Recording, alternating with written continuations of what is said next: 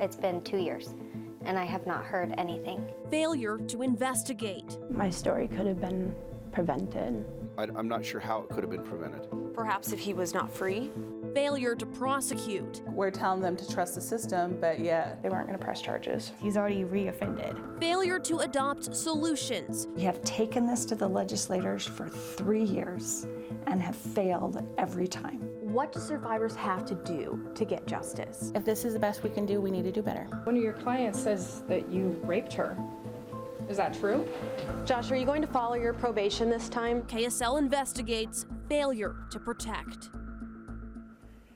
I'm KSL investigator Daniela Rivera. Our year-long investigation exposed systemic failures in Utah to protect the public and sparked swift change. Now, sexual assault cases that were wrongfully closed have been reopened. An accused serial predator is behind bars. Multiple police departments tell us they've changed their policies, and a Utah lawmaker plans to refile a bill that could lead to more rape cases being prosecuted and violent offenders facing accountability. This investigation started with an in-depth look at one man's criminal history, revealing crimes against women and girls spanning the last decade, but sentences amounting to less than a month behind bars. State of Utah versus Joshua Lloyd Homer. The defendant is present, represented by Mr. Gallegos. The defendant, 26-year-old Joshua Homer. This is a troubling case. The crime before this court. They essentially met at a motel. There was some sexual interaction between him and a 16-year-old. That's statutory rape under Utah law. And are the facts as they've been explained by your attorney accurate? Yes. But even after admitting to a sex crime against a 16-year-old, Joshua Homer walked right out of this courtroom in October after pleading guilty to dealing harmful materials to a minor. Josh, are you going to follow your probation this time? Sentenced to spend little more than a week inside the Weber County Jail. Booked in 3 days later, let out 9 days after that. Free, just in time to face another judge in Davis County on November 1st. A similar crime with the same teenage victim, but no additional jail time. Plea deals in both cases kept him off the sex offender registry. Prosecutors in both counties tell us it was the best they could do with the evidence they had. We're building a criminal history on this guy. We now have 2 more convictions on his record that we didn't have before this. Yes, he didn't do an appreciable amount of time in jail. Yes, there were potentially more serious charges that could have been filed, but at least we got something. And what is your reaction to learning? But Homer's most recent accuser, Vanessa Clark, says that something wasn't enough. That just days before the system had a chance. I think they can do better than this. Utah's legal system has already given Joshua Homer more than a handful of second chances. Homer's juvenile records reveal when he was 16, he was charged with felony rape of a child. While that wasn't the first allegation made against him, it was the first record we could find of a felony prosecution. He pleaded to a lower charge. As an adult, Homer's been arrested at least 9 times. Leave me alone! Get the away from me! His history includes multiple charges for domestic violence. This is the first time I've reported something with him, and I know he's forced his way into women's homes, damaged cars. Why did I do that? And faced judge after judge. State of Utah versus Joshua Homer. While warning after warning, Zero tolerance. has failed to stop One last chance. his repeated behavior. You will end up spending a significant amount of time in jail. Do you understand that, sir? Altogether, Joshua Homer's convictions could have had him in jail for more than 3 years. Instead, he's been sentenced to spend a total of just 26 days behind bars, with the rest of his jail time suspended in favor of probation. Lock him up is the demand of a Change.org petition aimed at Homer. In 2020, women started sharing allegations of sexual assault against him under the hashtag Utah Rapists. The movement caught the attention of state investigators who tell us they've received more than 25 reports of sexual assault against Joshua Homer. Our team spoke with several accusers, and we noticed their stories show a disturbing pattern. But our investigation also revealed law enforcement already figured that out 7 years ago. A report in a 2015 case written by a Syracuse police detective and obtained by the KSL investigators connects 5 incidents involving Joshua Homer, sharing several similarities. 4 include accusations of sexual assaults happening the first time the parties meet, and when the victims say no, he becomes forceful. But Homer has never been convicted or even charged with rape as an adult, though Utah law enforcement agencies have investigated at least 5 rape allegations against him. In 2 cases, victims requested police stop the investigations, with one woman saying the process had, quote, not done any good for her. In another, police closed the case before formally screening it with prosecutors, citing lack of evidence. And in 2 other cases, Davis County Attorney Troy Rawlings' office came to the same conclusion. So these 2 cases that we've declined, we're very well aware of that in factual reality, possibly they were raped. They declined those cases because there was insufficient evidence to file them. Josh? Hi, I'm Daniela. I'm with the KSL investigators. No. We'd like to ask you a couple questions. Do you feel like your plea deals and your sentences have been fair to your victims? Homer avoided our cameras at the Ogden Courthouse in October, leaving our questions to his longtime attorney, Rich Gallegos. You've been representing him since he was a juvenile, right? A long time. Do you think your client is a danger to Utah women and girls? No.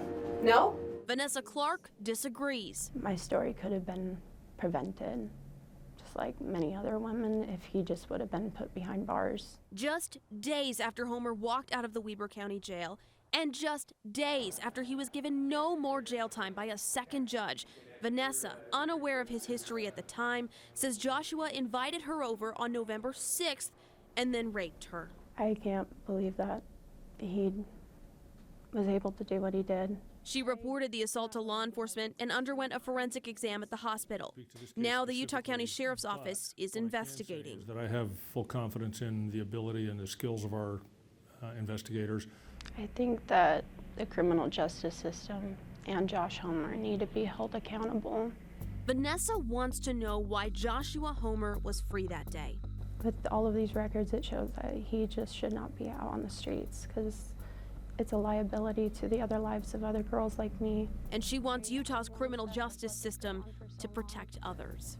I hope to be his last victim.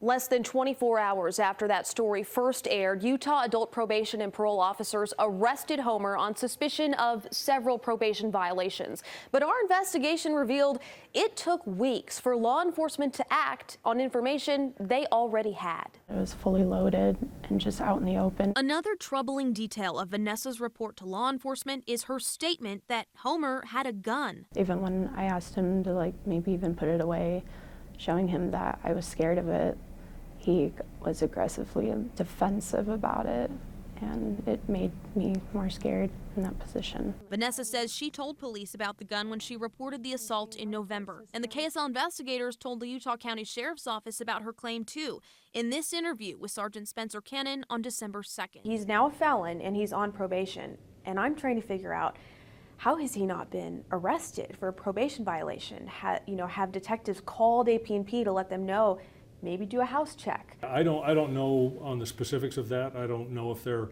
what steps they've taken, what contacts they've made. The Sheriff's Office admits that communication between agencies about the gun didn't happen until the morning after our first report on Joshua Homer aired on December 13th. Documents later submitted to the courts by adult probation and parole reveal they didn't hear from the Utah County Sheriff's Office until the next day, December 14th, when they were notified about an investigation into Homer for an alleged rape and that the victim claims she's seen Homer in possession of a loaded firearm.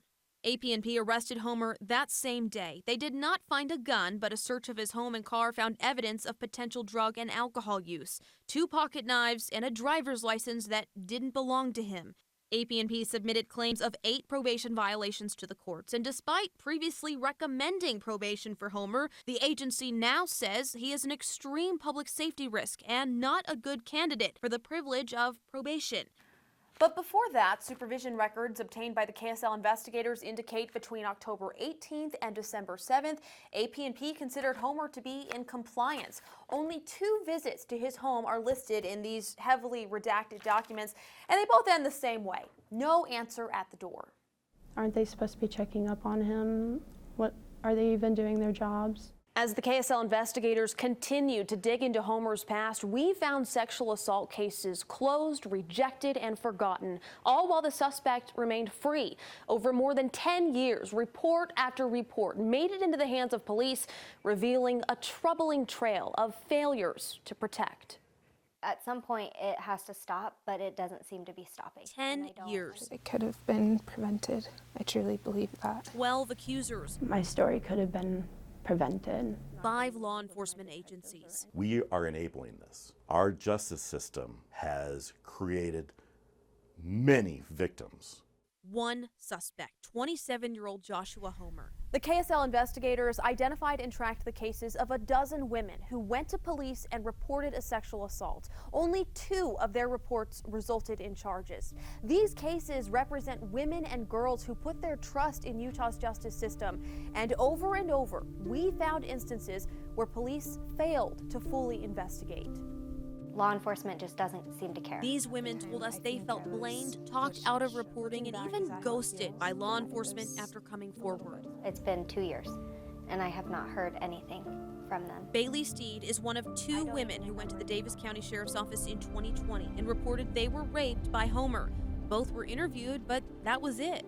Did they connect you with a victim's advocate or any type of services? They did not. Did they give you information where you could go to get free counseling? They did not. It wasn't until we asked to interview Sheriff Kelly Sparks about the 2 cases that both women got a call back from detectives. The sheriff did not agree to an interview, but his office sent us this statement saying the cases were wrongfully closed, resulting in a delay in justice for which they are sincerely sorry. And after questions from the KSL investigators, both cases have now been reopened. Is this an example of a law enforcement agency failing victims? Absolutely. Justin Boardman is a retired Utah detective who now trains police in trauma-informed investigating. And if it's happening here, it's happening in other places. We found a similar failure at another agency, a report of rape to Roy Police, also in 2020, still listed as open and active, despite the accuser telling us she hadn't heard from anyone in years. We're going on 2.5 years here. That's insane. According to Roy Police Chief Matthew Gwynn, an internal investigation launched after the KSL investigators reached out revealed employee turnover and workflow processes complicated the amount of time it took to investigate the case. And the woman in that case has finally been contacted by a detective. I said no, and it still happened. This woman reported she was raped to a Utah County Sheriff's deputy in February 2022. He said, okay, but, you let him into your room.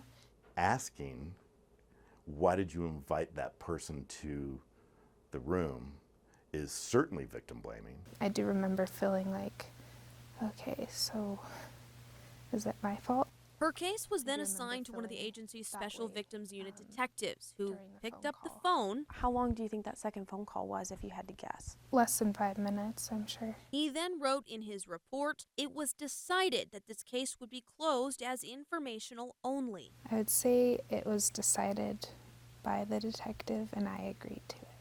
So when victims in these type of circumstances call up, we have a very open and honest conversation with them. It is sometimes a discouraging conversation. Lieutenant Jason Randall oversees investigations at the Utah County Sheriff's Office. While he never spoke to this victim, he says the detective told him she was not ready to move forward. We have to have our victims in a state of mind that when they come forward, they're ready to do battle with us, because that's what it becomes. It becomes a battle through the criminal justice system that is not kind to victims. I wasn't sure if I even wanted to press charges at the time, but it didn't seem like I had much of an option or if it was worth doing. It's not acceptable at all. And it's not considered best practice by law enforcement and legal experts around the country who say an interview and investigation should always be conducted. Investigators should never give the impression the case will not be prosecuted, and they shouldn't pressure the victim to make decisions during the initial stages of the investigation. You take the report, you have the survivor come in, and you talk with that survivor and listen to their experience. That's procedural justice. And that is something that we are horrible with. 8 months after Utah County closed this woman's case, Vanessa Clark reported to them that she too was assaulted by Homer. I can't believe that he was able to do what he did. Her report, the very thing other women tell us they tried to prevent by coming forward months and years earlier. The pain in her eyes, I could see it and I could feel her pain. And it was very hard to watch. I didn't want anyone else to have to experience what I had, but I felt like I did what I could. I reported. Just feels like it's never enough. The Utah Commission on Criminal and Juvenile Justice estimates just about 12% of the sexual assaults that happen in Utah each year are reported to law enforcement. Using state crime data and records from Utah's court system, our team found of those that are reported, only a small fraction of cases lead to prosecution under the state's felony rape statute. And when we asked why, we found pervasive rape myths still influence our justice system. Experts telling us Utah can do better. And I just kept saying, wait, like, hold on, slow down. Claudia Kite was just 13 in 2012 when she says Joshua Homer raped her. Homer, 16 at the time, was initially charged with felony rape. He struck a deal with Davis County prosecutors, pleading guilty to a lower charge. Life continued on for him when, like, the world had stopped for me. In the decades since then, 11 more accusers have made reports with police in 3 different counties. Prosecutors declined to file charges in 3 of those cases, and Claudia's case remains the first and only time prosecutors have charged Homer with rape. You can't even put into words just how much we wish that people had believed us. Just last month, the Utah County Attorney's Office declined to file charges in the most recent case naming Homer. They're not even taking me seriously enough that this did happen to me. Vanessa Clark reported she was sexually assaulted in early November, but Utah County Attorney Jeff Gray says the issue is proving what happened was not consensual. We have to prove that he should have been aware of her non-consent. And Utah County Sheriff's Lieutenant Jason Randall tells us they wanted to hear that from Homer. The vast majority of these cases are only resolved through one thing, and that's a confession. If we don't get a confession to prove that there was lack of consent from our suspect, this case goes nowhere. But that rarely happens, according to Donna Kelly, a retired Special Victims Unit prosecutor. In my 32 years of being a prosecutor, I can count on one hand the number of times that I had a confession, and yet I went to trial hundreds of times. There's a common phrase used to describe cases like Vanessa's. This was a he said, she said case. He said, she said cases are extremely rare. So the 4 worst words I ever hear in a row are he said, she said. Somebody knows. There is evidence there. Justin Boardman, a retired SVU detective, and Donna Kelly are on a mission to dispel rape myths and spread awareness about trauma and how these tough cases can be proven. One of those myths is this whole he said, she said concept. What it usually means is we haven't looked hard enough.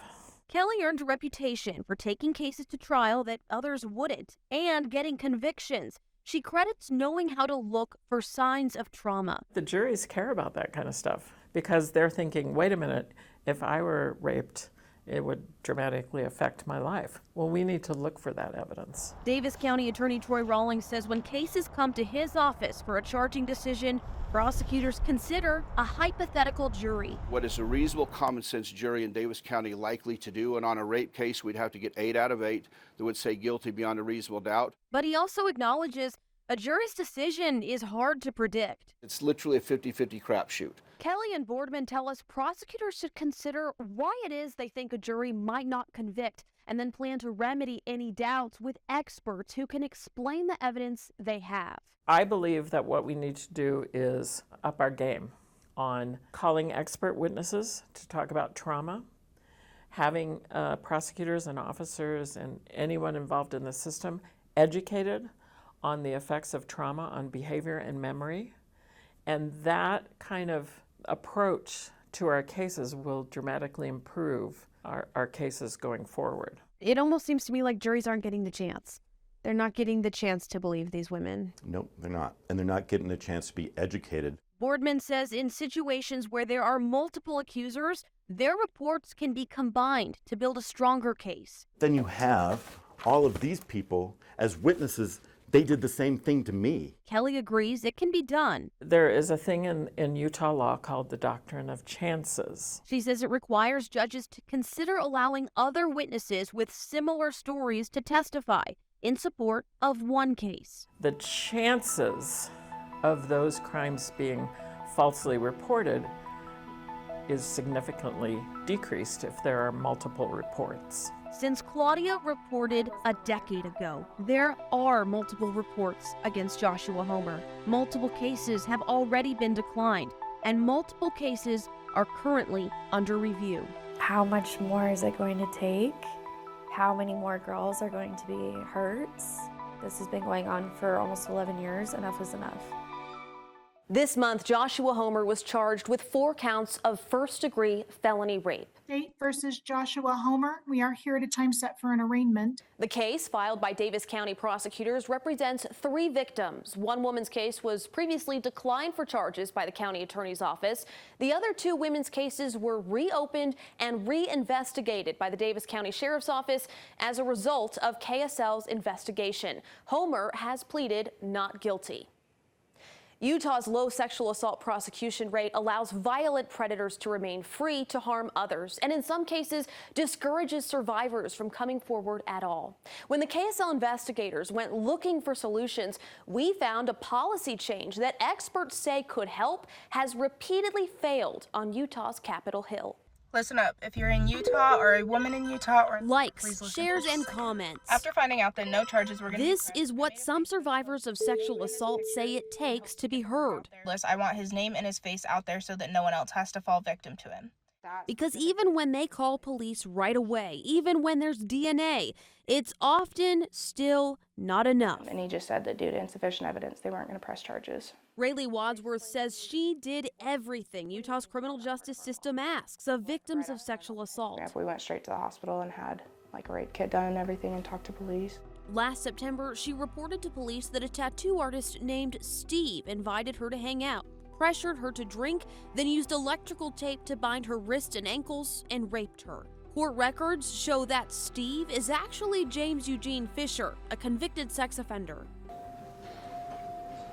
The KSL investigators caught up with Fisher at the Ogden courthouse earlier this month, where he was being sentenced in a different case for skirting the state's sex offender registry requirements. One of your clients says that you raped her. Is that true? He didn't answer any of our questions. I just feel like it's easily just being dismissed because he just said he's not going to talk. Despite immediate collection of DNA evidence and photo documentation of her injuries, the Weber County Attorney's Office declined to prosecute Rayleigh's case. They couldn't prove whether it was consensual or not. It's a similar story with Vanessa Clark, who called police in Utah County and had a forensic exam after her reported assault by a different man. Prosecutors declined her case too. But they're among the most difficult cases, absolutely. Utah County Attorney Jeff Gray says even with physical evidence, rape cases are hard to prove. The more severe the injury, the better or easier it is for us to prove. The less severe injury, it's still evidence. It's not like ironclad evidence. As written, Utah's first-degree felony rape statute appears to apply to cases like Rayleigh and Vanessa's.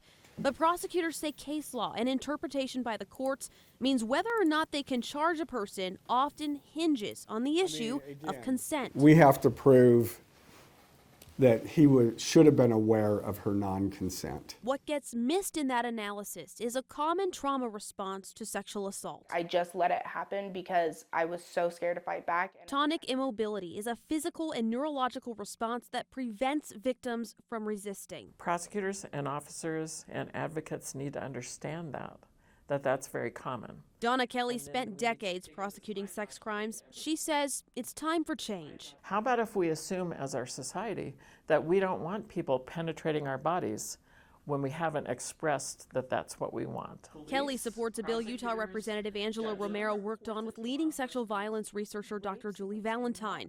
The legislation would introduce the idea of affirmative consent, creating a new third-degree felony charge for cases where a perpetrator fails to get consent from a victim through words or actions. We have taken this to the legislators for 3 years and have failed every time. And they don't understand that in many situations a person freezes, so they don't say no, so they don't say yes. And that means that they didn't give consent. The last time the issue of affirmative consent got a hearing in the legislature was in 2021, and 6 of 11 lawmakers voted no, killing the bill in committee. Opposition to the bill during that hearing included concerns that false reports would be prosecuted, despite decades of credible research showing false reports of sexual assault are extremely rare, between 2 and 8%. And experts tell us that's the same false reporting rate as any other crime. The credibility of accusers is very often discounted. Law professor Deborah Turkheimer has studied affirmative consent laws in 3 states where it's already on the books. The cases that are brought in these jurisdictions, if anything, involve sleeping victims, intoxicated victims, extremely intoxicated victims, and victims who are either in fear or very surprised, but not the kind of confusing communication and mixed signals that opponents of affirmative consent tend to worry about. Did you find any negative consequences to affirmative consent legislation in practice? No, I think it's really difficult to make the case that we shouldn't move toward a world in which affirmative consent is the norm. She says law reform alone isn't enough. No matter what the laws are, if survivors aren't believed, none of these cases are going to go forward. Adopting affirmative consent law here could mean fewer sexual assault cases in Utah reach the same devastating dead end. And they've decided that they will not be pressing charges due to insufficient evidence. Since posting that, leaving survivors trying to protect others when they say Utah's justice system fails. I'm getting all the support and all this help from so many people, but not from the people that actually can do something about it. Representative Romero says she plans to try again, a 4th time, and has already filed an affirmative consent bill for next year's session. While we focused on the challenges of prosecuting rape in Utah, there are cases every year that do lead to charges filed, guilty convictions, and prison sentences. But the reality is most of those individuals will likely rejoin our communities at some point. So we also took a hard look at Utah's corrections system, responsible for treating and releasing people who commit sex crimes, and weighing the risks. Surveillance cameras at Richfield High School captured this red truck prowling the parking lots in December 2021. Zoom in here, and the picture is grainy as a cheerleader gets in her car. The teenage girl later reported to police that a man parked next to her asked to buy her underwear for $30. And all I could think is, thank God she did not get out of the car. Thank God. Because if she did, I don't know what would have happened to her. Inside that red truck was 43-year-old Christopher Peck. Just 13 months earlier, Utah's Board of Pardons and Parole released Peck after he served time for sexually abusing Jessica Black. It was terrifying. In January, Susan reported another recently released sex offender, Christopher Browning, brutally attacked and raped her in her home less than 45 days after his release on parole. He kept telling me over and over again, I'm a monster. Susan befriended Browning through her work as a prisoner advocate, and they were meeting for the first time when he learned there was a new warrant for his arrest. She says he snapped. The first thing he said is, well, since I'm going back to prison, I'm going to make it worth my while. Jessica was just 12 years old when she was assaulted. It was, my best friend's stepdad. He should have protected me, and yet he assaulted me. Susan was 72. It can happen to anyone at any age. I'm living proof of that. While Susan and Jessica's stories have stark differences, they both involve sex offenders, each with prior victims who were treated in prison and then released. Browning served 24 years of a 5 to life sentence. Peck served 11 of a 1 to 20-year sentence. Susan believes it was the treatment that failed. No one, to me, is irredeemable. Jessica says it was Utah's parole board. For them to release him after all the other times he's offended is very shocking. The KSL investigators looked into both. We know that the majority of these individuals, over 90%, are going to return to our communities. Andrea Parrish is the director of programming at Utah's Department of Corrections, and Lena Gustafson is deputy director. They say things have improved since a 2016 legislative audit of the program revealed a significant backlog, poor oversight, and failures to adopt evidence-based practices. But there are limited resources. Browning served 20 years before he had the opportunity to start treatment. The Department of Corrections says that timing was strategic. We try to prioritize people to receive that treatment in the order that they're going to be released. At the new prison, the agency says there are about 50 people waiting to start Utah's core sex offense treatment program, multiple therapy sessions a week for 8 months.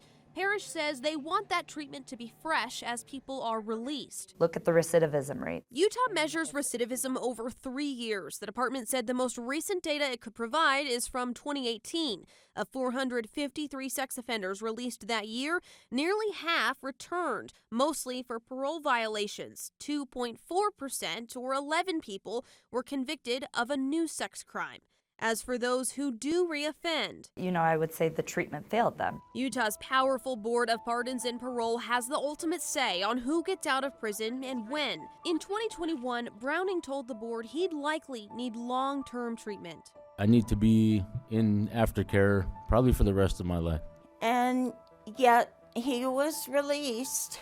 At a 2010 hearing, the board revealed Peck admitted to victimizing several more children in incidents that were never charged. Until I get help to change the way I'm thinking, I should not be released from prison. He was released a decade later after completing treatment. So the police officers did their part, the judge did their part. The only people that let us down was the parole board.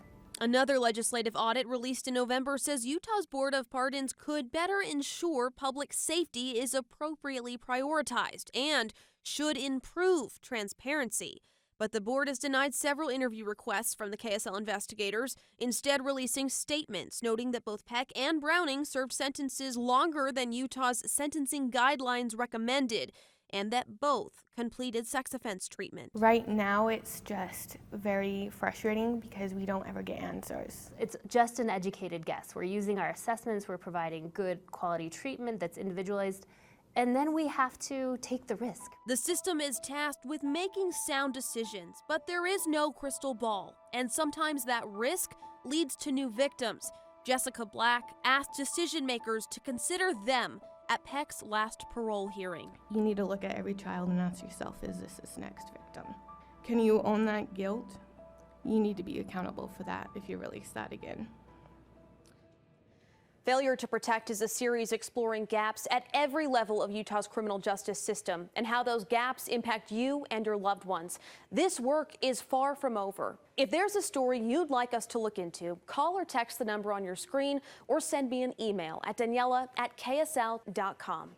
And if you've experienced sexual violence, you can access free help and resources right now by calling Utah's 24-hour sexual violence crisis line at the number on your screen.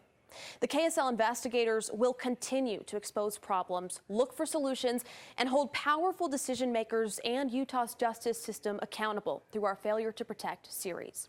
I'm Daniela Rivera. Thank you for joining us.